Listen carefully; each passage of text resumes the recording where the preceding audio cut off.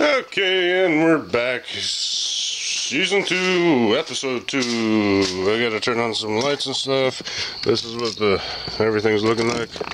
We got some fire burning over there. That's for later for me to drink my beer by. I was just thinking about this whole Donald Trump thing. I don't like to talk politics or nothing, but it seems grab him by the pussy could be the same kind of thing I used to do when I was like a teenager. I used to make a friend when I wanted to talk to a guy. I'd kick him in the balls first, and it was the same philosophy: grab them by the balls, and their hearts and minds will follow. Well, grab them by the pussy could be a metaphor for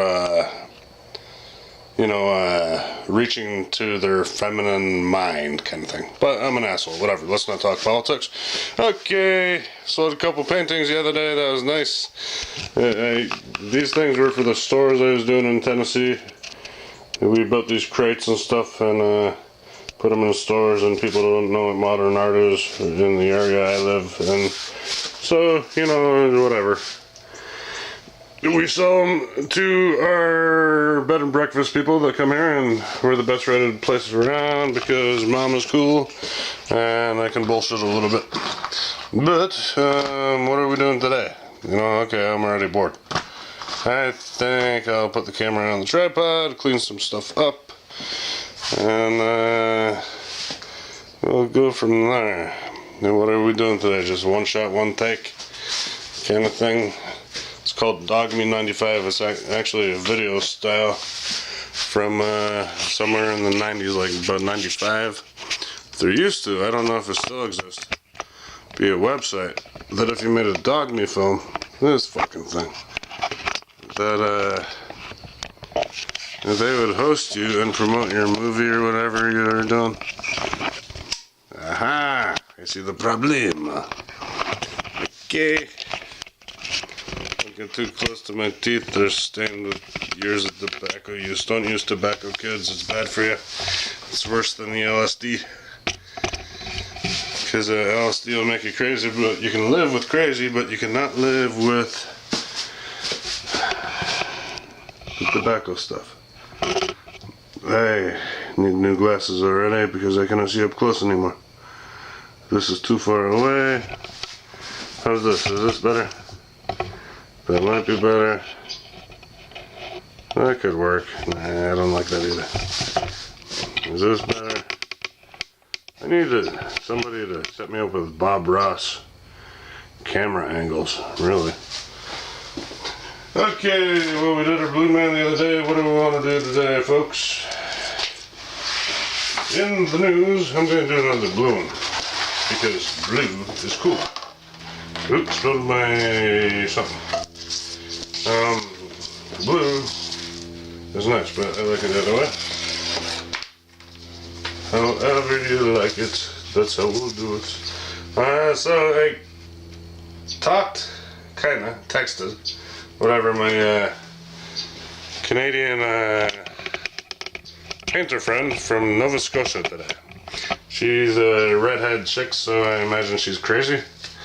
And she's a great painter. I mean, I recognize her style. I would still do that kind of style if I felt compelled to, because it's saleable, for one thing, and you can actually make a shit ton of money doing the style she's doing. But I am not there anymore, and I am kind of into the depth kind of thing, where my painting has meaning beyond the reason of mankind. Kind of shit. I'm getting real bored here. You wanna watch me smoke a cigarette?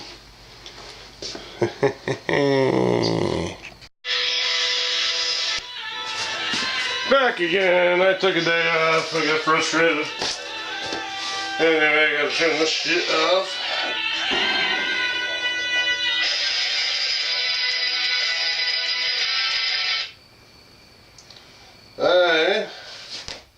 I've been thinking a lot about still And that's Billy Ron's words, Stuth.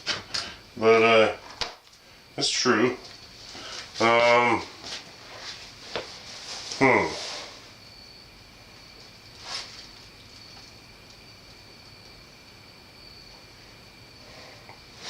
terrified of this election, but I think most people are. I don't think the country, the citizens of the country, really realize how divided the country is right now. It is pretty much split in half. And if you're one of these people that think about where are we going? Yeah, that should be about right.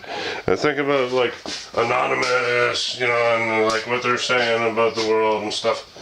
Like, the first thing you do in any kind of battle or takeover is you divide, which has happened back in like 2000 or whatever, during that election, and then you conquer, which happened, but now it's going on again.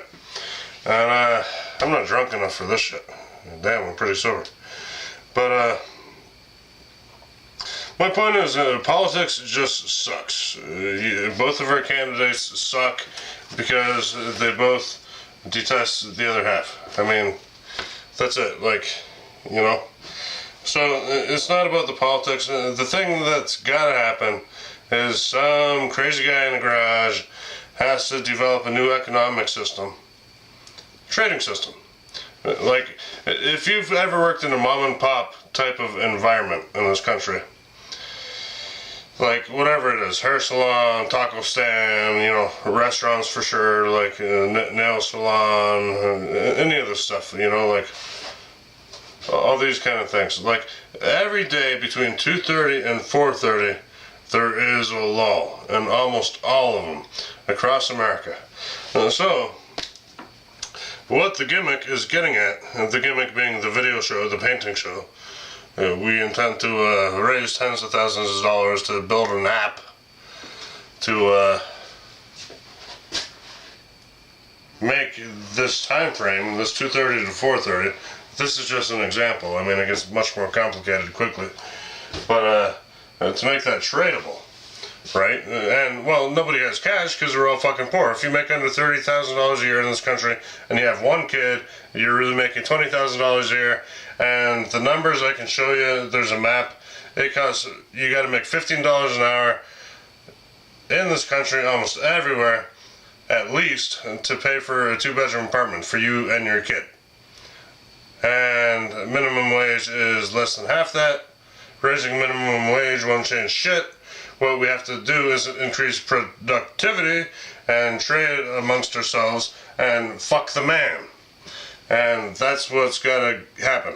And so that's what we're designing with the show. But we're using art to fund a tech development, which is an app. It's a trading app that'll work off your phone. Like, well, it's between 2:30 and 4:30, and the boss says we can turn on the app so I can trade the fucking pizza I'm making for a haircut next week.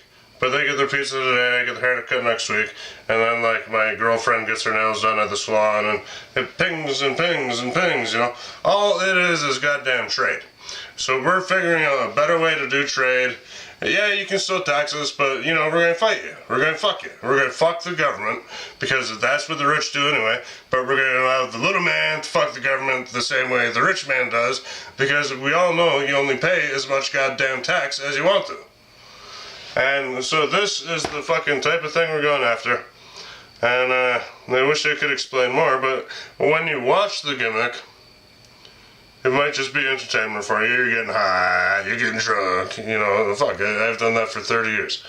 But it's a painting show too, you can buy the paintings from it. But when you buy like, specifically like a Pavi, that's my brand, Patrick Vincent, P-A-V-I, like part of that money, and sure, part of it's going to like support my stupid ass, because I don't feel like getting a fucking job no more, because I realize how ridiculous it is for working minimum wage, you know. But part of the money goes into the development of this fucking app, and it doesn't cost that much. Our test app, which I want to launch in fucking Pittsburgh, costs about $20,000. That's nothing. That's like 6 of my 5 foot by 8 foot paintings, if I place them in New York or LA. And I got the balls to do that, and I'm reassembling a team. I'm always putting teams together. Because people don't like to talk to me one-on-one. I'm sure I might look funny on camera sometimes, and you know, it's comical, whatever, but the point is, like, if I'm in an actual art gallery trying to sell you something, no. Because my nature is to give all the shit away. So I need a conduit. I'm like, here, take these boxes of paintings and stuff, and you sell them, then you take a % because I make more money that way. So I don't just give all the shit away every time you give me a beer. You give me a beer, I'm like, here, I gotta give you a $1,000 painting, you know, that's my nature. So, I don't like people taking advantage of my nature, and I'm trying to get smarter about it as I get into my 40s here, and fuck it. But that's kind of the game. So we developed the prototype app, right? That's what this guy wants from me. One of my advisors. I got the best advisors that I could wish to have in the world, basically. And so I give him the prototype app, then we need to test it somewhere, right? And my choice is Steel Valley, where they used to make the steel 100 years ago, which used to be one of, like, you know, in the United States, big, huge things. That's where Carnegie came from, and all these steel guys that ended up investing in the Fed and shit. But it would be symbolic, and the communities are there. And the minimum community for a trading app to work, the type I'm designing, is probably 10,000. And within a little strip, there's it's not 8 Mile, but it's not Lane 8, I forget what the fuck it's called. 8th Street. Like, that runs all the way down Steel Valley. It's like a main artery. And all up and down there we can fucking trade. There's enough businesses there. We probably got 25 businesses within, like, a 5 mile radius that can all trade amongst each other with their app. And if it shows it works, then we'll go on to a bigger project. I'm trying to get this sponsored by Bill Peduto. Have him stamp it somehow, but, like, you know, I mentioned his name because he owns one of my first Christmas tree paintings, whatever, fuck off. But after that, and we're not doing the Clinton thing where we fucking throw Syrians into Detroit, man. Detroit will finally, it'll be a lot of dust, a lot of ash, if that happens. But the real thing is, we'll take these are basically prefab economies that we're designing. If you look a couple levels up from what I'm talking about, it's a trading app, sure, but what is a trading app? It's a little economy within the pre-existing economy. So the more people that use it, it becomes its own economy. And if you're trading into the future, then it's a pre-planned economy, externally pre-planned economy. And we will slap this motherfucker in Detroit, and if it works in Detroit, we'll go national, then within 3 years, we'll fucking be international, and we will fuck shit up. Good day.